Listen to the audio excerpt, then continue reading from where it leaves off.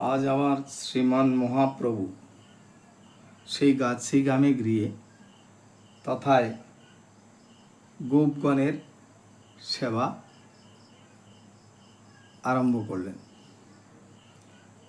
যদি গাছা গ্রামে আসি,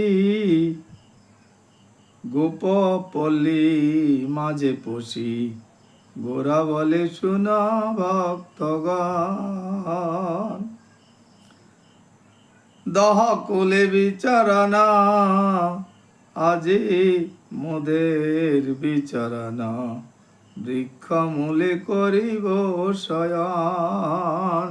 সেই গোপের গৃহে আসে বলছে, আজ আমরা সবাই মিলে বৃক্ষতলে শয়ন করব। এই বট বৃক্ষ তলে গাভী আছে কৌতূহলে, গোপ সব করিব বিহার। গোপের সহিত আমরা বিচরণ করব। বহু গোপগণ আইল, দধি ছানা ননি দিল, পথশ্রম না রহিল আর। গাছি যদি গাছা গ্রামে যখন মহাপ্রভু অবতীর্ণ হলেন, গোপগণ কি করলেন?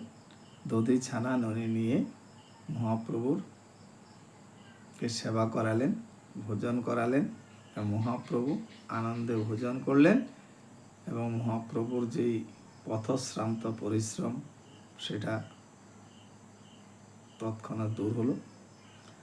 নৃসিংহানন্দের সঙ্গে প্রদন্ময় আইল রঙ্গে, পুরুষোত্তমাচার্য মিলিল। সঙ্গে নৃসিংহানন্দ, প্রদ্যুম্ন মিশ্র এবং পুরুষোত্তম এসে মহাপ্রভুর সাথে মিলন হলো। মৃদঙ্গের বাদ্য রবে, গৃহ ছাড়ি আইল সবে, হরিধ্বনি গগনে উঠিল। হরি বল, হরি বল। মহাপ্রভু ভক্তবৃন্দকে নিয়ে যখন সেই যদিগাছা গ্রামে কীর্তন আরম্ভ করলো, সেই বটবৃক্ষের বৃক্ষতলে বসে, আর সেই ধ্বনি শুনে ব্রজের সবাই এসে সেখানে উপস্থিত হলেন আর হরিধ্বনি গাইতে আরম্ভ করলো। সেই হরিধ্বনি গগন ছুইল। হরে কৃষ্ণ